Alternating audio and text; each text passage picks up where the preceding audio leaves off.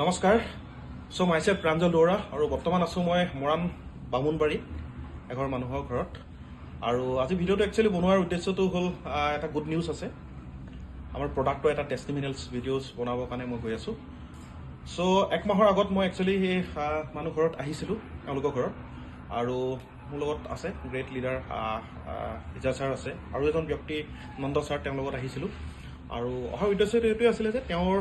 এই গৃহস্থৰ ঘৰৰ বাইদেউগৰাকী সাংঘাতিক ধৰণৰ এটা প্ৰব্লেমছত ভুগি আছিলে সেইটো হ'ল ডায়েবেটিছ আৰু তেওঁ ইনচুলিন ব্যৱহাৰ কৰি আছিলে তেতিয়া তাৰ উপৰিও তেওঁ হাই ব্লাড প্ৰেছাৰত ভুক্তভোগী হৈ আছিলে তো যিদিনাখন মই আহিছিলোঁ একচুৱেলি তেওঁক দেখি বহুত বেয়া লাগিছিলে অৱস্থাটো দেখি কাৰণ তেওঁ বহুত উইকনেছ কথা ক'বই পৰা নাছিলে খোজো কাঢ়িব পৰা নাছিলে কাৰণ ডায়েবেটিছ নিচিনা এটা ডিজ বহুত বেয়া হয় বহুত বেছি বাঢ়ি আছিলে চ' সেইদিনাখন কথা বতৰা পাতিলোঁ তেওঁলোকৰ লগত গৃহস্থৰ লগত তেওঁ হাজবেণ্ডৰ লগত দাদাৰ লগত আলোচনা কৰিলোঁ পেচেণ্টৰ লগতো আলোচনা কৰাৰ পিছত তেওঁলোকে বিশ্বাস কৰিলে আমাৰ প্ৰডাক্ট এটা ৱেলনেছ সমৃদ্ধি কেইটামান প্ৰডাক্ট ইউজ কৰিবলৈ দিলোঁ ডায়েবেটিছ কেয়াৰৰ পৰা আদি কৰি চ' লাহে লাহে তেওঁলোকে বহুতখিনি ইম্প্ৰুভ হ'ল আৰু আজি একচুৱেলি মোৰ দেৰি হ'ল অহা অকণমান ব্যস্ত থকাৰ কাৰণে এক মাহৰ পিছত আহিছোঁ আৰু মোৰ এছ'চিয়েটে তেওঁলোকে কিন্তু খবৰ খাতি লৈ আছিলে আৰু তেওঁলোকে জনাইছিলে যে বহুত ভাল তেওঁৰ ৰিজাল্ট পাইছে ফাইনেলি মই আজি আহিলোঁ আহি পিনে নিজে মই চাবৰ কাৰণে আহিলোঁ আৰু মই দেখি সঁচাকৈ মই বহুত অভিভূত হ'লোঁ বহুত মই গৌৰৱ অনুভৱ কৰিছোঁ আজি তেওঁ যিদিনাখন মই দেখিছিলোঁ আৰু আজি যিটো দেখাৰ পাৰ্থক্য সাংঘাতিক ধৰণৰ মানে ডিফাৰেঞ্চ আছে বহুত তেওঁ উন্নতি হৈছে চ' আহক মই তেওঁৰ দেখাব বিচাৰিছোঁ আৰু তেওঁৰ পৰা অকণমান জানিব বিচাৰিম চ' বাইদেউ আপোনাৰ নামটো অকণমান জনাওকচোন আমাৰ সকলোকে পুনম ৰবি দাস নহয় জানো আচ্ছা প্ৰথম কথা হ'ল আপোনাক মই ধন্যবাদ দিছোঁ আৰু মোৰ বহুত ভাল লাগিছে মই আজি হেপ্পী যিদিনাখন যিহেতু মই কৈছোঁ আপোনাক যিদিনাখন আহিছিলোঁ দেখিছিলোঁ আপুনি বহুত উইকনেছ আছিলে বহুতখিনি বেমাৰত ভুগি আছিলে যিহেতু ডায়েবেটিছত নহয় জানো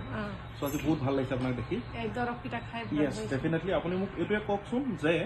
যিহেতু একমাহ আপুনি ইউজ কৰি আছে নন ষ্টপ বৰ্তমান আপুনি ইনচুলিন লৈ আছে নে নাই লোৱা এইটো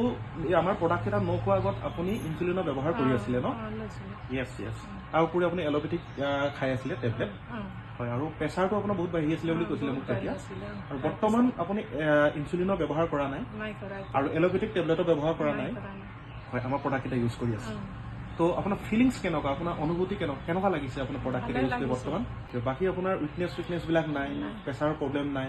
ইনচুলিন নোলোৱাকৈ আপোনাৰ মানে টোটেলি কণ্ট্ৰল হৈছে হয়নে য়েছ চ' ভাল হ'ব কাৰণ কেলৈ আজি একমাহ হৈছে এক মাহৰ ভিতৰতে আপুনি ইমানখিনি আপুনি ইম্প্ৰুভ হ'ল ইমান ৰিজাল্ট পাইছে নহয় জানো বহুত পাৰ্চেণ্টেজ আপুনি ভাল পাইছে মই যিটো দেখিছোঁ তো লাহে লাহে আৰু ভাল হ'ব কাৰণ কেলৈ বেমাৰটো বহুত পুৰণি হয় আজি একমাহ হৈছে তো আয়ুৰ্বেদিকৰ মেক্সিমাম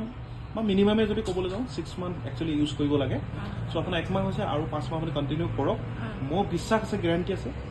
যে আমাৰ ৱেলনেছ সমৃদ্ধিৰ প্ৰত্যেকটো প্ৰডাক্টে আপোনাক খুব কম সময়ৰ ভিতৰত ৰিজাল্ট মানে 100% আপোনাক ৰিজাল্ট প্ৰভাইড কৰিব thank you all thank you ma'am